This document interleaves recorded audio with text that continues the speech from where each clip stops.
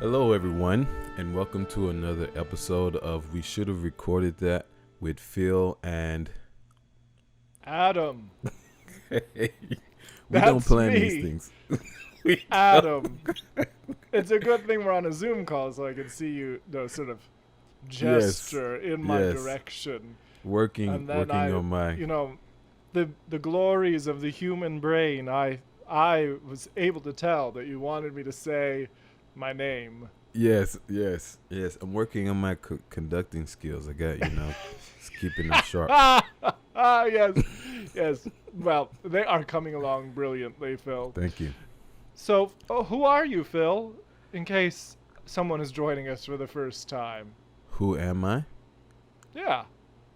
I am a I am a music teacher, recently married now in South Florida. All right. A recently married music teacher in South Florida. Yes. And who are you? I am a perpetually single music teacher in Western New York. Okay. Okay. Maybe we have to figure that out one day. We're gonna figure that out. Singleness is a beautiful, beautiful thing, Phil. It is. It is, and I don't want to diminish the importance of that. For That's those that right. are called Very to it. Yes. good. Thank you. I'm But sorry. that's not really the topic of our podcast, is it? It's not. Not the topic of our podcast today is servant leadership part 2. But before we get into our topic, we want to encourage everyone that you can hear us now, and it's confirmed on all major platforms.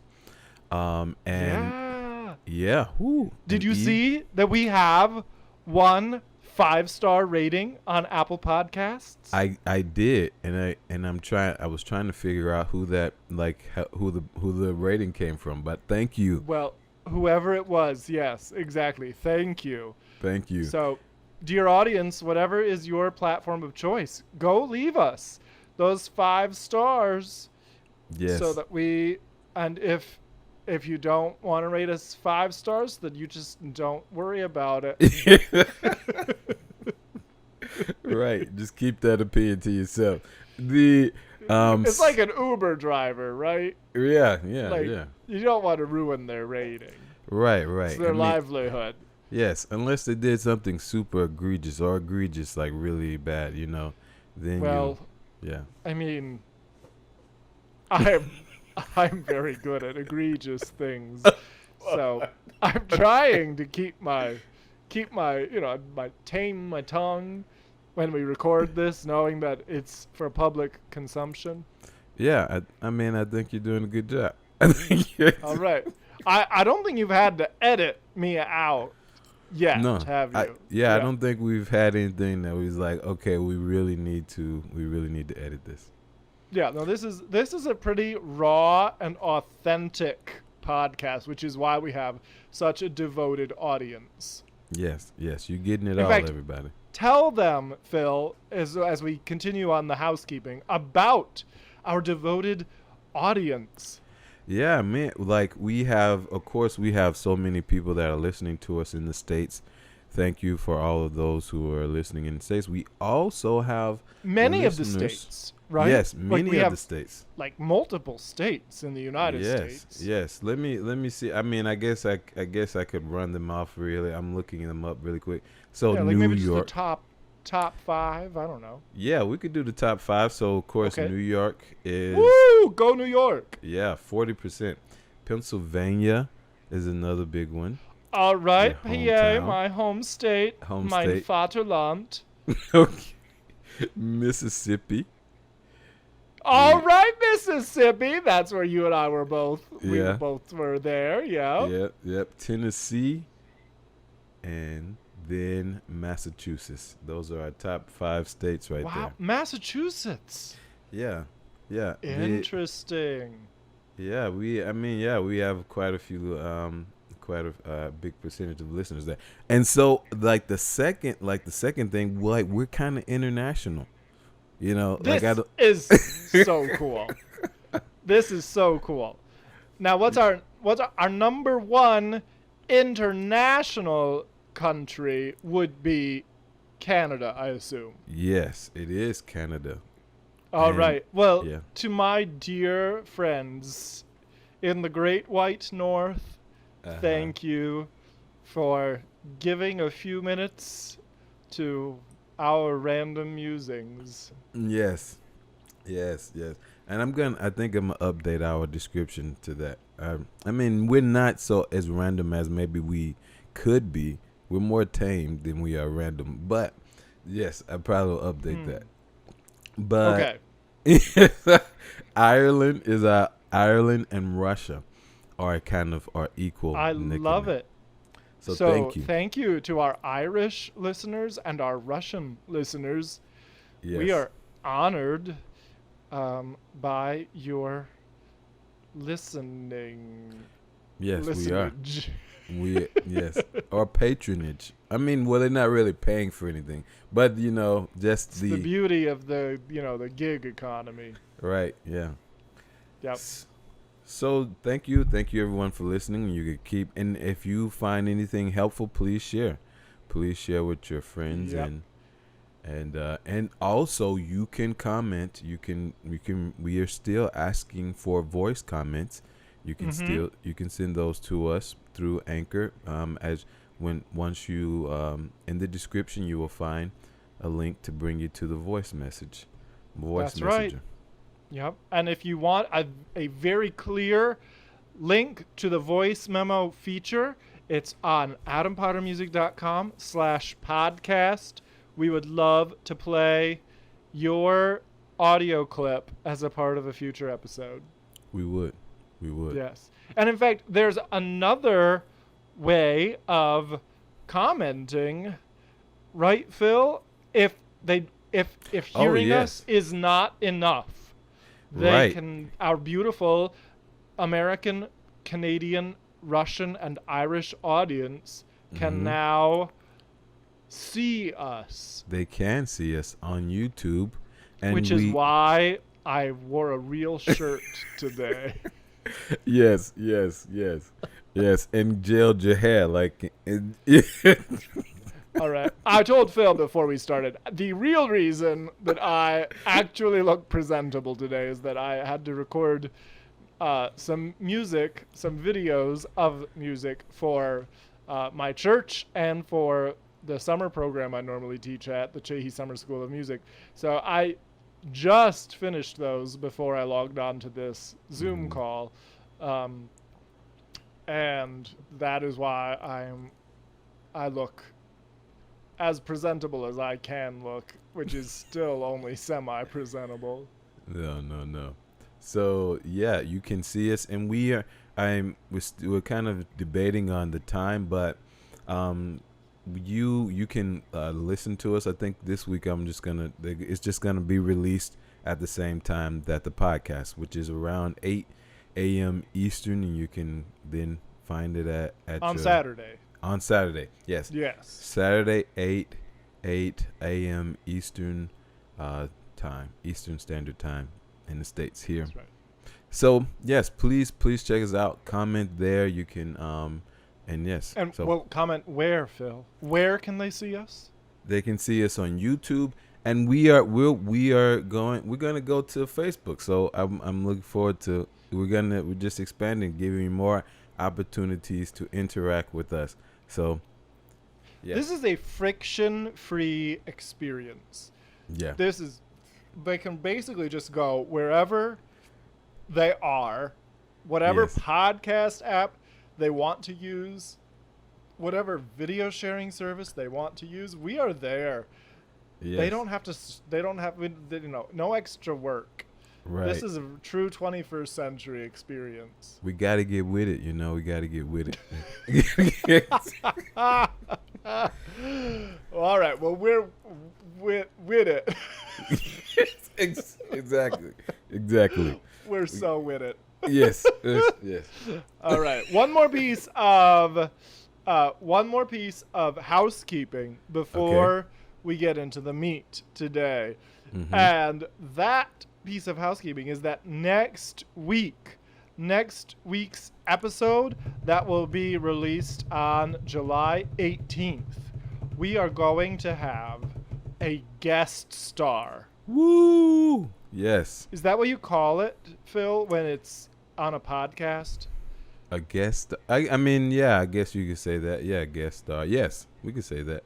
Well, anyway, our very first interviewee Mm-hmm. is going to be A our guest. friend, the brilliant, the one and only Jeanette Labar. Jeanette just we'll tell you lots more about her next week, but just to whet your appetite and make sure that you like and subscribe, Jeanette is just finished recently a master's degree in music leadership from the Eastman School of Music here in Yes. Rochester, where I am. And so she is really uniquely qualified and equipped to guide us through next week's discussion, which is going to be the future of music making during and after the COVID-19 pandemic. So I'm actually really excited to talk with her about how arts organizations can survive this and how we can innovate in ways that will strengthen the artistic community in the years ahead. Yes. Yes. A much needed conversation. We have a lot of people are having them. So yes, I'm glad we'll be able to. Timely. Yes. So, whew, we're getting all stars here. And by all We are. stars, I mean we have one. But it will only be our 7th episode, so I feel like Right. the fact Early that in the game. on episode 7 we could pull in such a heavy hitter. Yeah. I think we're doing pretty good. Like we're gonna be doing pretty good for ourselves. Well, Phil, it's because when I texted Jeanette, I said, would you be on Phil's podcast that I happen to do as well? No. We should. And I'm gonna say this on there before we get into our topic. And I really would be interested in in helping other people do and record and do what we're doing right now with their conversations, like you and Jeanette. And I think you were telling us about your other friend, and she actually gave you the idea for Pump Is Circumstance, that podcast idea. That's right. Yes, I've mentioned Jeanette on this very podcast. You have before Yeah. because she not only has a master's degree in music leadership, but she also is fun and creative and witty and so many good things. Yes. So many adjectives of Yes. good positive adjectives we could ascribe to her. Yes. So the audience, be waiting because it's gonna be good. It's gonna be a good conversation with Jeanette. Absolutely.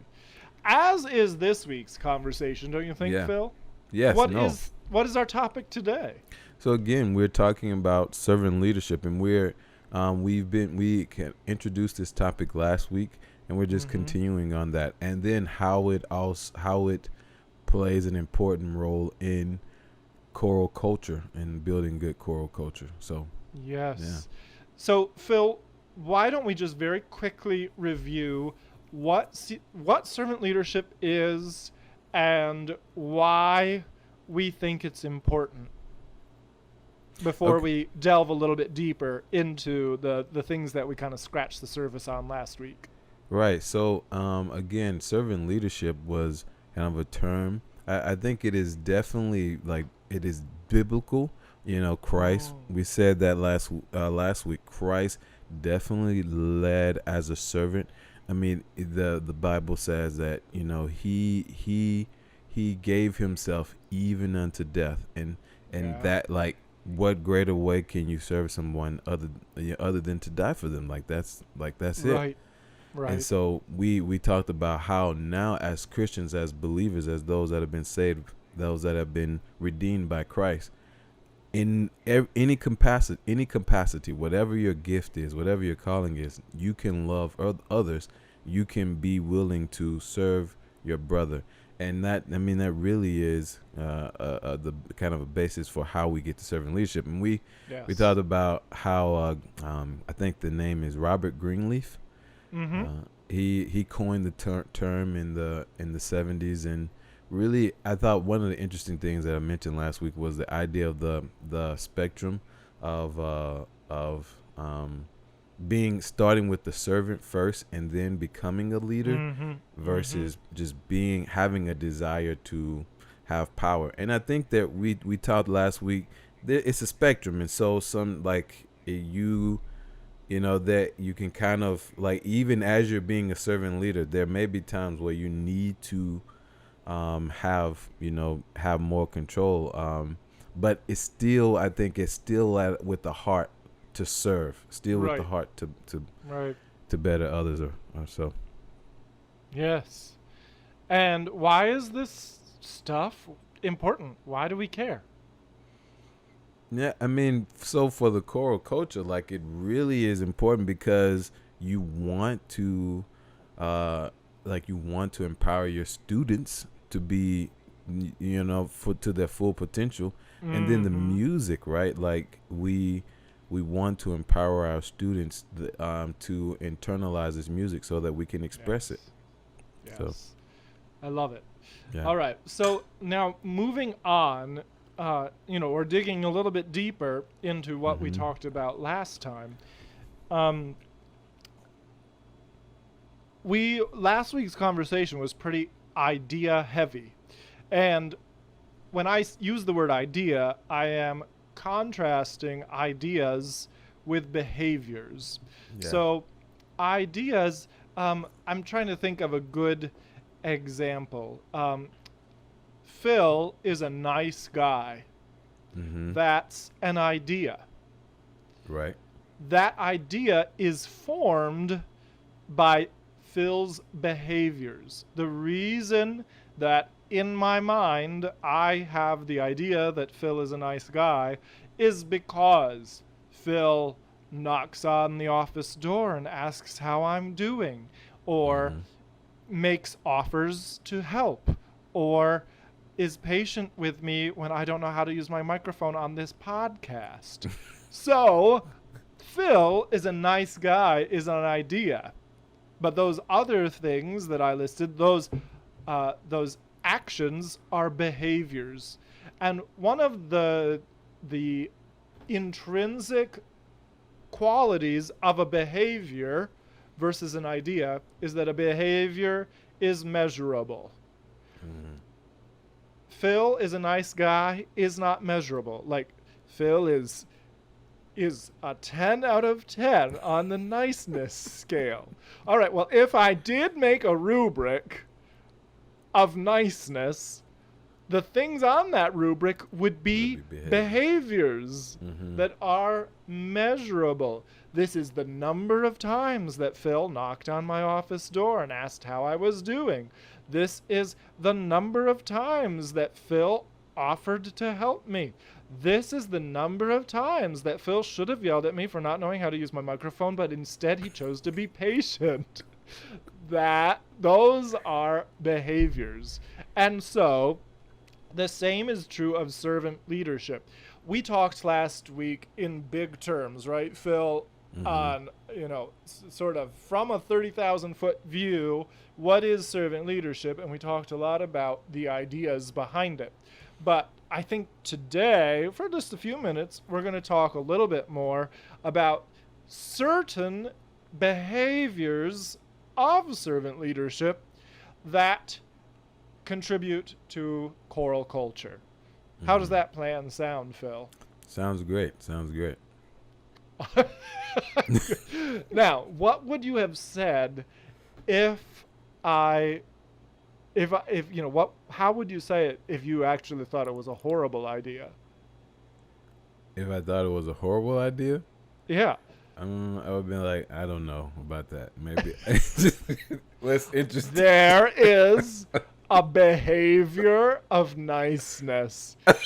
You, instead of just shooting me down, instead you use a calm tone of voice and soothing words, and you put it in the form of uncertainty instead of Adam, you're stupid. You'd be like, Adam, I don't know whether that is a good idea, in the hopes that I would grasp what you were really saying. Uh-huh. So anyway, all right, I'm sorry. No, it's good. I need to focus. No, it's good.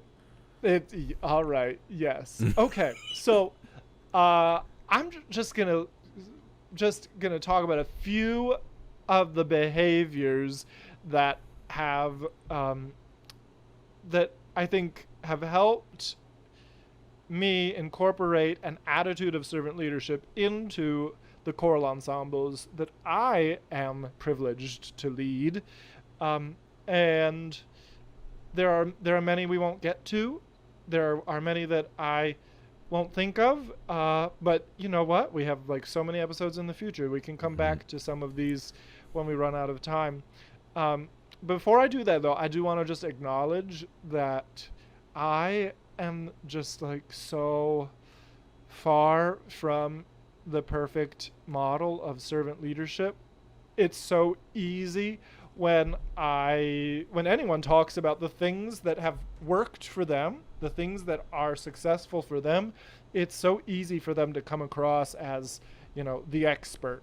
And I'm just learning like everyone else. Right, Phil? Yeah. So I just want to put that out there. Although we're going to talk about some of the things that have worked for me, and some of the things that have worked for Phil, we are just learning alongside everyone else and putting what has worked for us out into the universe in the hopes that it is thought-provoking or helpful or useful in some other manner.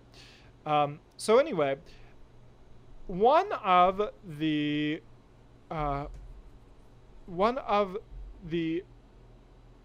behaviors of servant leadership that is really important to me is enforcing individual accountability from each singer into the choral rehearsal. And so one of the things that has worked for me, well, actually, before I even talk about it, I'm wondering if maybe Phil knows what I mean by individual accountability. What are some of the behaviors? Because that's an idea, right? Not a behavior. Yes. So what are some of the behaviors of individual accountability in a choral rehearsal setting? I think one of the most visual ones that we have whenever we're rehearsing is that people raise their hands when they make mistakes. Mm-hmm. Yes. And you talked about that last week, right? You talked about how making mistakes boldly and fearlessly is really important. You want to know? Well, never mind. No, I'm going to talk about that at the end. I have my current events corner already picked out. Okay. So anyway, so yes, raising your hand with full extension of the arm when you make an error. There's no reason to be shy about making a mistake, right, Phil? There's no reason to stick your hand up and very timidly, oh, I'm sorry, I made a wrong note. No. You stick that hand up in the air, and that was me. I'm going to fix it next time, but I made my mistake boldly. Yes. Because, anything worth doing is worth doing poorly, right?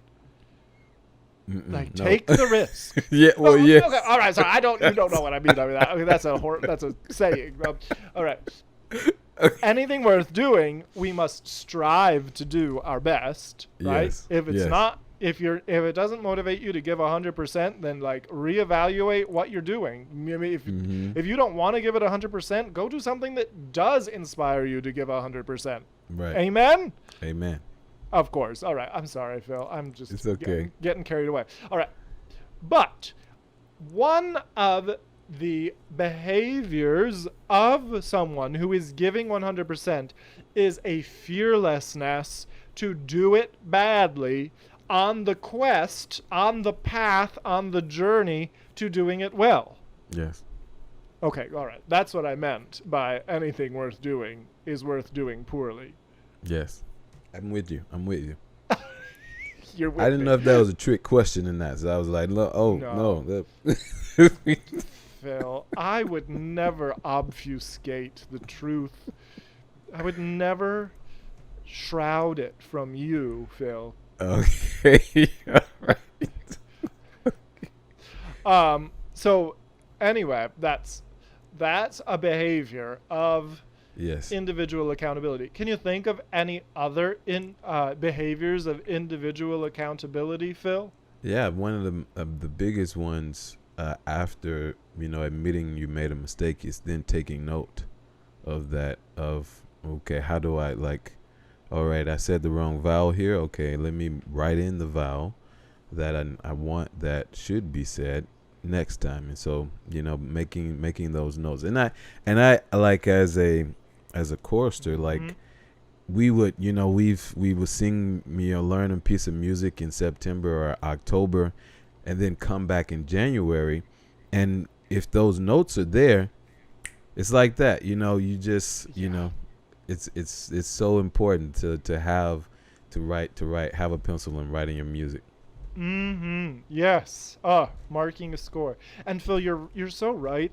As a little bit of an aside, you're so right about the magic that it is to learn a piece of music within the ensemble, Mm-hmm. then put it away for a few months, and then come back to it, knowing better who you are, who y'all are as an Mm-hmm. ensemble, Mm-hmm. and um, and being like, we haven't rehearsed this piece in 3 months, and yet we are so much better today than we were in the last concert in Mm-hmm. which we sang it.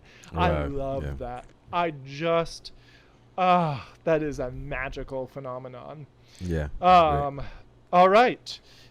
Whoops. Some other. Sorry, I hit my fan. It's very, very hot here on the day we are recording this, and I've got the air conditioner going and a fan, and so sorry.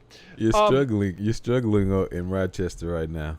we're really struggling. I mean, you know, it's like what's the temperature there in South Florida? I wouldn't know what it is outside. You because haven't gone outside. No, I haven't gone outside. Yeah. Well, when I took the dog for a walk this morning, I mean, it was still morning. It was just oppressive. I mean, I thought I was going to get Man. a sunburn on my 10-minute walk. Wow. So it was. I'm just being delicate. Don't enable me. So some other things. If there are individual successes, I think we also need to acknowledge those. Just as we hold individuals accountable, we also acknowledge individual successes. And a great way to do that without wasting much rehearsal time, because it's in a rehearsal that really values positive reinforcement, it's easy to waste time on lengthy applause or on using too many words. So one of the ways that you can do that really efficiently without even skipping a beat is give them a snap, and then the whole ensemble just Mm-hmm. and Mm-hmm. then you move on to the next item. So that's a way to acknowledge individual success, the same way that you're going to hold individuals accountable. You can also hold individuals accountable through the use of section leaders. I rely heavily on the section leaders in my ensemble. And I just think it is, first of all, it saves so much time. It saves so much time if I can send the sections off to work on their own individual problems. I don't tend to use section leaders for note learning. We learn rhythms and pitches together in the rehearsal, but there are there's a really crucial step along the journey to a polished performance that I think just demands breaking the choir apart before you put it back together. And sectionals are a great way to do that. The other great thing is that a section leader and an assistant section leader are looking at far fewer people in the room. And so if an individual singer is struggling, that section leader can then report it back to the conductor so that that individual singer who's struggling is held accountable and can be given the support they're needed, that they need in order to succeed. I love to say that to the choir that they want to identify themselves as the next section leader.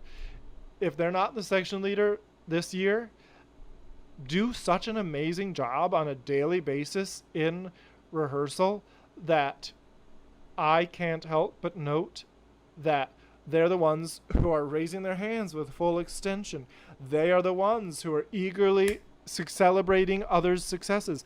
They are the ones who are meticulously marking their score with whatever is said in rehearsal. Those are the people who are going to be the section leaders of the future. Phil, what was your experience like as a section leader? I mean, it was I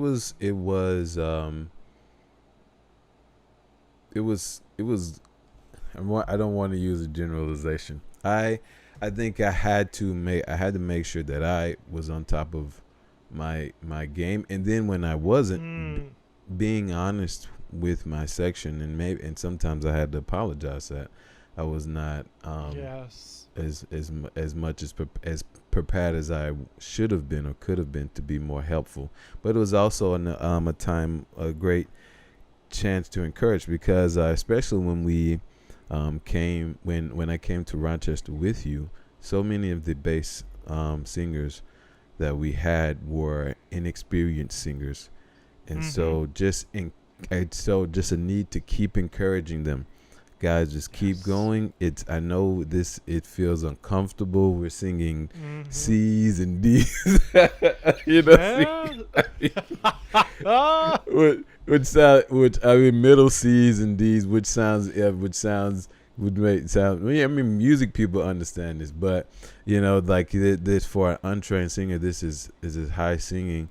And so just let's keep working at it, guys. I'm here with you. We're gonna sweat together, and work it out. Yes, I think that's so true. I think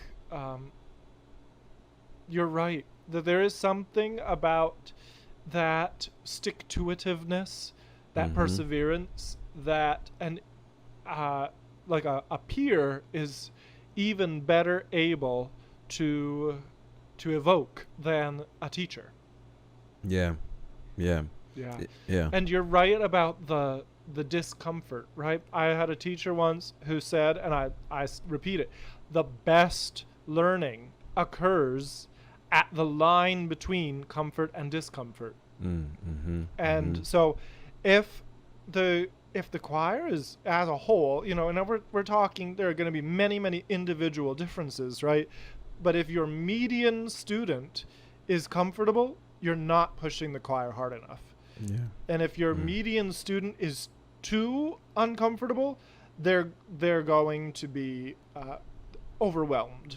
Yeah. But if you keep them pretty close to that line of, this is 100% of what I can do, well, push them beyond what they think they can do so that they're a little bit uncomfortable and realize their true potential.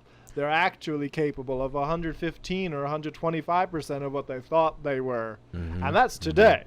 Right. Next week they're going to be capable of 125% of what they thought they were capable of today. And then the week after, and then the week after, and you get what I'm saying. Let me ask you a question about that, because I think one of the things that, I'm sure we will touch, and maybe we can touch even a little bit now, as the conductor, as a director, always going into the rehearsal with a guide. You don't want you're not a plan that you have to stick with, but you go in with that guide. And I think that was the other thing, as a leader, having to have vision. I found this, and I want to shout out Pierce Memorial Church and the choir there that I spent the year with them, and that was a great experience for me to conduct. And one of the things that I learned there is that if you don't make the decision for the choir, or if you don't tell them know how You want them to say the vow. They will make the decisions for themselves, and you end up with. Exactly. And you know what? Sometimes it's not even that any one of them is wrong, but you need a Right. single, Right. Yes. agreed upon, Yes. unified decision. Yeah. Right. Yeah. And so as the leader, like, and then the freedom to say, we tried that. Let's do something different. Yes. Yes. And it did not work. Yeah. Exactly. Yes. Yes. But this goes to the question I have for you. Like, how long did it take you, or like what was the process, or what is the process like of knowing, okay, this is too comfortable, this is too uncomfortable, okay, we found it. That's a terrific question, Phil.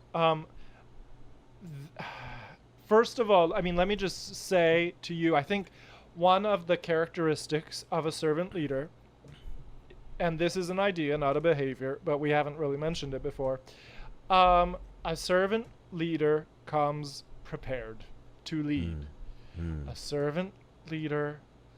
I'm sorry. I'm thinking of some examples of leaders, maybe obvious examples of leaders who don't prepare, who like would rather watch cable television than read the daily briefing. Oh, right.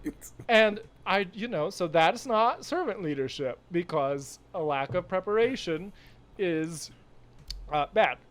Competence, again, an idea, not a behavior, is a characteristic of a servant leader. Okay, so what are the behaviors of preparation for the choral conductor who is striving to be a servant leader? First of all, the magic happens in the summertime. Before you even see your students, before you even meet the choir, the magic happens in the repertoire selection and then the intense and thorough study thereof. Those are topics for another day. I mean, but those, the how of that is like what I teach classes on. But but just let me just say that the preparation, it happens in the summertime before you even meet the choir, because the repertoire you choose is your curriculum, and the study of that repertoire is going to elicit the methods that you use in order to teach the repertoire. So I don't think it's an understatement to say that the most important thing that you will do is choose the music and study the music, because it is both your curriculum and your methodology. All right. So, and that is a hugely time-consuming process. Yeah. And for me, it's not just time consuming. I don't think this is the best way. I don't think this is the way everyone should do it. I'm just telling you what I do. I keep a list throughout the year, throughout the academic year, of every piece that I hear on YouTube, shared on social media, read in a reading session at a conference. I mean, every piece that catches my interest that I don't know during the course of a year, I keep a list of it. And then in the summertime, I order a single copy of every piece on the list. And then over the course of about a week, I sit down and play through 300 or 400 pieces of music.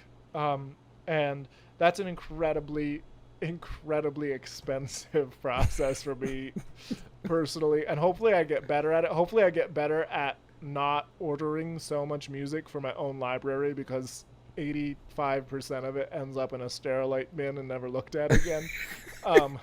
So anyway, I've seen that tower.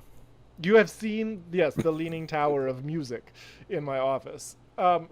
So that's the preparation is key. And then your question was about. My question was the comfort uncomfortable. Oh, how we get? Yeah, okay, yes. Thank you. I was sorry for forgetting. I just went on such a diatribe that it was, that was like 4 years in the past when you asked me. So here's my best advice. And this is, if I were given this advice as a younger conductor than I am now, I would have been frustrated by it, because my advice is be patient with yourself. Hmm. Dear conductor or dear teacher, be patient with yourself, because you will develop over time the instincts to know where your choir is, the median student in your choir, on that comfort to discomfort scale. You will learn better through experience how to read their nonverbal signals and how to hear the tension in their voices and how to really decode the messages that they are sending without words, um, so that you know when you've hit a wall that it is better to just move on, move past, and try to tackle another day. Mm-hmm. You will know when you've hit a wall with a piece that you've put in their music folders that is just too dang difficult for them at this point. You will know when you need to stop, back up, and put something simpler in their hands. Um, that is really frustrating, that answer that I just gave, because basically I just said, you will know. And you will develop those skills, and you will know more quickly the longer you do this thing called choral conducting and music education. Mm. But in my experience, it is the honest to goodness truth. And I would concur with that, because and as a I'm just starting music education. Like I still like learning that lesson is so helpful, because I get less frustrated like when I plan to say, okay, we've done this, but they're not really enjoying it, or they're not really getting it. Let me Yes. move on. I'm less frustrated. They're less frustrated. We still enjoy music, you That's know? right. Live to fight another day. Yeah. Maybe tomorrow we can tackle it. We can tackle it and we get it. And then also, just really quickly, I think there's a what is it? You can reach the same goal with different methods. Someone said that. I think I may have Yes. even heard you say that. Like, Yes. okay, so this piece doesn't really help us reach that goal. Let's try another piece or Right. another activity, whatever. Right. Yes. And that's one of the just incredibly powerful things about choral music making, music making in any kind. Um, there are so many avenues Mm-hmm. to success. You know, there Yeah. are there are as many avenues to success as there are successful people making music. Yes. Yeah. And so, yeah, I just couldn't agree more. Phil, we are running low on time, but before we go, I think, just because it fits really well with this, another behavior of servant leadership, along with the individual accountability and acknowledgement, the role of section leaders, um, you know, the riding that line between comfort and discomfort, is what we do, what you've experienced with me, after every public performance. Would you like to tell our listeners a little bit more about our ritual? Yeah. It's called low highs, and the basic premise of it is you share a high of the performance, and then you can also share a low, but if you share a low you must share a high.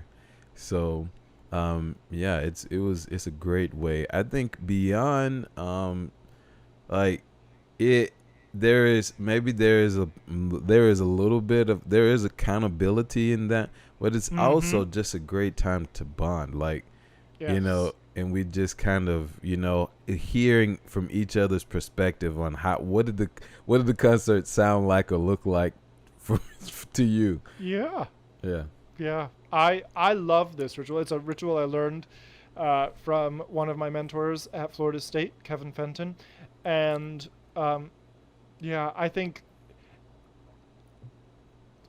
any good choir has lots of opportunities for individuals to share how they are processing the music making, but having a, like a, not just an opportunity, but a ritual, a given. You can Yeah. depend on the rehearsal after a public performance. We will debrief together and Mm-hmm. process Mm-hmm. together.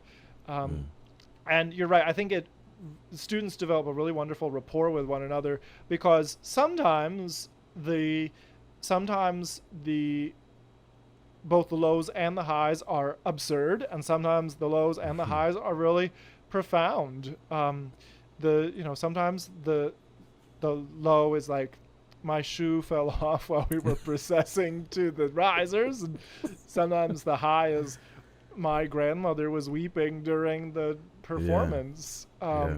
And sometimes the lows are like I was deathly ill and couldn't make any sound, and Mm-hmm. Mm-hmm. I'm trying to Mm-hmm. think of an absurd high. You know, can you help me, Phil? What's an example of an absurd high that we've heard? I mean, like, I wish I could remember because I feel I think like I feel like okay. so Here's an many example, and this might not be verbatim one that we've heard, but like especially on tour when students stay with host families Uh-huh. after like for one of the high to be like, and my host mom makes the best apple crisp. Yeah. Like, Yeah. we just sang this concert where there was just like this incredible spiritual and musical unity, and you Uh-huh. just could Uh-huh. feel the Holy Spirit moving in our midst. Yeah. And, Bob's high is my mom's apple crisp. Yeah, no. Thinking about that. Probably thinking about that during the concert. You know what? I'm glad it brings them joy. you you know I think about I won't mention their name because I don't have permission, but I remember one I think the first year we went touring, we did a domestic tour and we took someone to help me with the video audio stuff. Oh yeah. And after that tour, like on the way back, he had kind of been journaling about his experience with us, and like because he's a total outsider. He's in a Right. different ensemble, though he's not with us in rehearsal, but just being with us in that week, for those concerts. And I mean, we know him. He's not like we don't know. But he hasn't been with the choir. Like to hear, it gives me chills to kind of think about now. Like that is like that's what you want. Like you want someone to. They know they have their friends, but like it's a different experience after you've been singing together and rehearsing together. It's a really Yeah, cool high. I remember that. That was very powerful. Mm-hmm. Yeah. Great example. All right. Well, we don't want to keep our audience on their, in their, well, on their. We don't want to waste the time of our audience, so we'd better move on to our final segments. Phil, what's your? Before we do, I Okay. really want to just nail home again what you said about rituals and routine. Yes. I think that's the liturgies of our lives. yes. It's so important. Like, and even just as I develop more and more in my degree, I could just see more and more like. First it was just, okay, we're going to do these things in rehearsal, or we're going to do these things, in as we prepare a piece. But just as the year goes on, like you can see, we're going to do, like, this is the outline for the year. This is the outline for 4 years. Like, right. And I can trust that. Like, I think as a bless you, as a singer, as someone just coming to the ensemble, and even it may be even subconscious. You may not even be as conscious of it, but you can trust that my Yes. director has a plan, or he has a guide, and and he's gonna adjust that guide, or we're gonna nail this guy. We may even exceed the plan, Mm, which I think we've yes. done before. Like we That's may the do goal. more than what we Yes. plan to do. Yes. So yeah. Yes. So true. I think, and now Phil, now that you brought that up, I mean, and we are out of time, but I will just mention again, um, one of the ideas of servant leadership is communication. The Hmm. leader communicating with those under his or her leadership, um, and that is measurable, right? How many Yes. emails do I send? Which is sometimes different than how many emails do I send that they will actually read. How many WhatsApp messages to the group are are How sent? do you communicate to them? How do you communicate? Yes. So, oh, we'll definitely at some point in the future, maybe not in the immediate future, but at some point in the future, we'll do servant leadership part 3. Yeah. Yeah. Yeah. Awesome. All right. Now, Phil, can we move on to our Yes, last segments? Okay, what's we your should. current event I what's the my current event that has struck you this week? my current event is kind of a mood of the moment, like a mood of the time. Um, Mm. I I kind of a few weeks ago, I kind of had this thought. These words kind of struck me. You didn't know how heavy it was until you said it, till you felt heard. Now you can fly. And I may not even quoted myself correctly, but the idea that use your voice and let yourself be heard. Preferably, hopefully, people who care about you will listen, and then you feel free. And Yes. like that's what I like. That's what's been on my mind, and I think I want to encourage people. If this, maybe you can start a podcast or whatever. Or you can share your words. Mm. You can share your music or your art. Painting, Yes. whatever, visual arts, those type of things. I want to encourage everyone to express yourself. Express yourself. Mm. Amen. Yeah. That makes me feel really bad about my current events corner selection because you're like talking about how each of us has the power to change the world, to put a little bit more truth, goodness, and beauty into the world. Yeah. And I just want to tell people about my vacation. I mean, but that like they can live through you and hopefully get the opportunity after coronavirus to go do some of the things you did. Oh, okay. Yeah. That's the plan? All Yeah, right. that's how you spin that. Okay. Well, um, I listened to our episode last week from New York City. Mm-hmm. And so like I remember Phil, like I was catching a subway and remember your voice just being so resonant. Okay. I I love it. Anyway, um, so as if anyone who listened to our previous episode knows, because of our incredible honesty and transparency, Yes. we actually recorded that episode a week before it was released. And because I went on vacation last week, my friend Stanley from Toronto flew in because Canadians are allowed to enter the US, even though Americans are not allowed to enter Canada. I wonder why. Oh, because the coronavirus is out of control here and they've actually been able to like have discipline and not have horrible outbreaks. Um, and so I'm sorry, that was my bias coming through. Forgive me. So anyway, he flew into New York.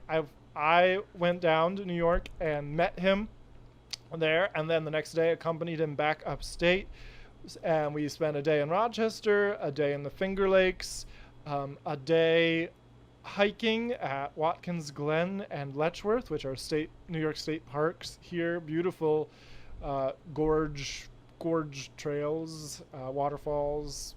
Western New York is really a beautiful place. Um, and then we went back to New York City and celebrated the 4th of July there. And so that was great. so anyway, vacation was wonderful, even though it was, it was a New York vacation, and I'm live in New York, but uh, it was still great to do something outside of the house. Hmm. So, what do I want to say about vacation?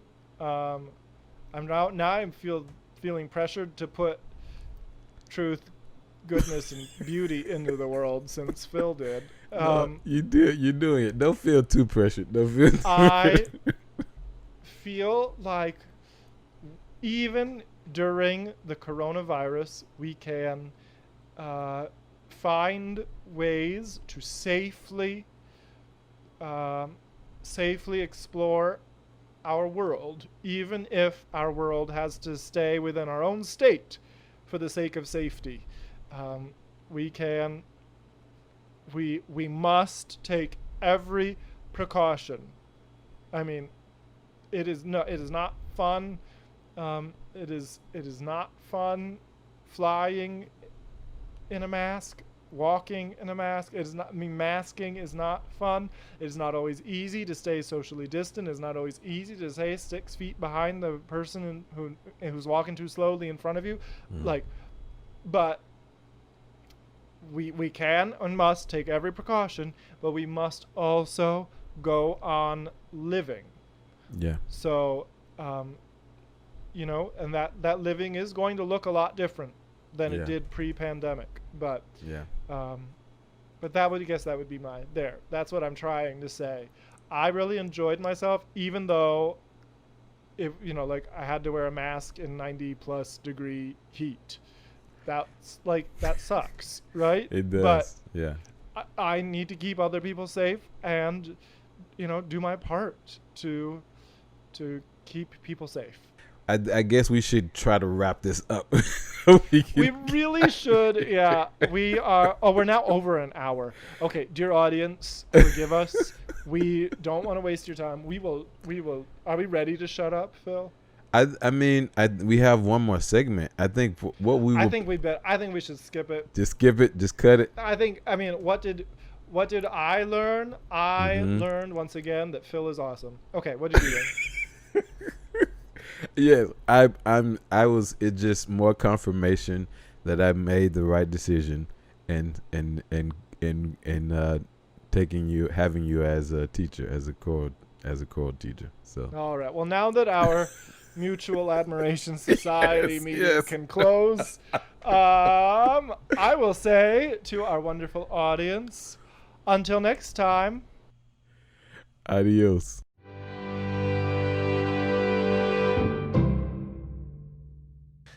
And I think what you're saying is that you want to be a servant leader to the people around you.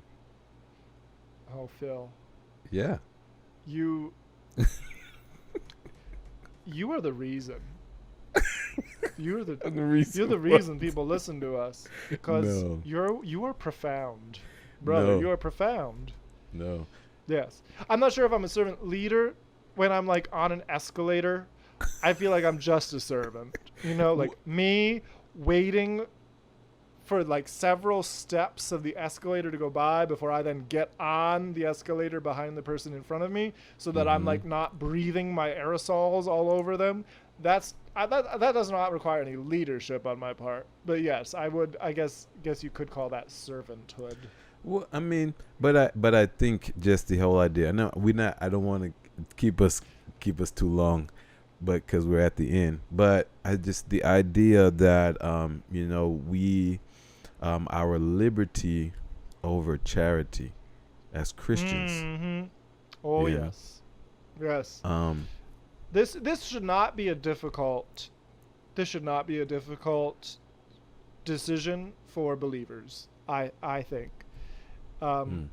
I if I hear one more person of a Christian persuasion say that wearing a mask is living in fear, I'm going to do something not Christian. I'm going to do something unchristian because no. Is wearing a seatbelt living in fear? I is doing something that is wise, living in fear, is protecting other people living in fear. What is wrong with I mean, honestly, I mean, Phil, can you explain this to me? How is wearing a mask living in fear? I really think the seatbelt analogy is a good one. Yeah. No, I mean, I Like, think the so. only, okay, here's the difference, though. I'm sorry, I gotta interrupt Go ahead. myself. Here's the difference. The seatbelt is primarily for your own personal protection. Right. So, like, if you're wearing a seatbelt, you're actually way more living in fear Yes. than someone who wears a mask, because that is for the protection of others primarily. Yes. Am I right or am I right? Those are the only two options, so choose one. All right, you're preaching, and got like we're loosening up the reins here. Like I'm just want to give that disclaimer. But no, I think like it. I mean, the mask. I'm gonna push into what you're saying. The mask, even if the science is not maybe all that clear. Like is it hurting you? And like you said, stopping the aerosols from from going into the air, but is it hurting you? And if it will be helpful, why not do it? That's right. Oh, and that's the thing. No one is claiming that it's 100% effective, right? I mean, Right. we're not all walking around wearing properly fitted N95s. Right. We need to preserve those for the healthcare providers. And so no, my cloth mask is not going to be 100% effective if I do have the virus, but it is going to stop 30 to 50%. That is the science. 30 to 50% fewer people are going to be breathing in what I breathe out. And that's good. And that's the kind of discipline that we Americans need. We need to stop putting our individual liberties over the common good, at least when the individual liberty is so easy to simply relinquish out of deference and respect for others. It is this is not hard. I mean, maybe you can explain it to me when we go off the air, Phil. Why it is so hard for people to just put a dang piece of t-shirt over their nose and mouth. I mean, if we keep going, I'm probably gonna have to make this podcast explicit. But I want to say, I can't understand it. I don't like. What is the big deal? This is probably gonna be like the after. I think that's probably a good idea. Like, you have our little outro sound effect, like, and then it's like, and here's the bonus content of Adam just like losing it. But I think the idea here, right? Like, we have Black Lives Matter. Whether when people are making the distinction between what it means to say that versus the movement, and we could have that conversation. Yep. And then you have people here that are saying you are infringing on my liberties because you're making me wear a mask. And in my mind, you know what? I think you have something in common here, right? Because as a black man, I'm saying I'm not getting the same liberties, or my people that look like me are not getting the same liberties. So maybe you should be out there unmasked, if you will, in the Black Lives Matter protest. Because they are out there protesting for liberties that should be given to every American, just like you're saying you are. Yes. This is definitely like, deep side. Maybe, Phil, maybe we should do an episode in the future where, instead of choosing a musical or educational topic, we choose a political or theological one. Maybe we should. Maybe we should. And we could do have a guest star on and a guest. Yeah. another guest star. Because you and I think very similarly. Yeah. Actually, like it's one of great friendships are built around common values, and you and I have lots and lots of values in common. Mm-hmm. But yeah, maybe we should have someone who disagrees with us on to challenge us.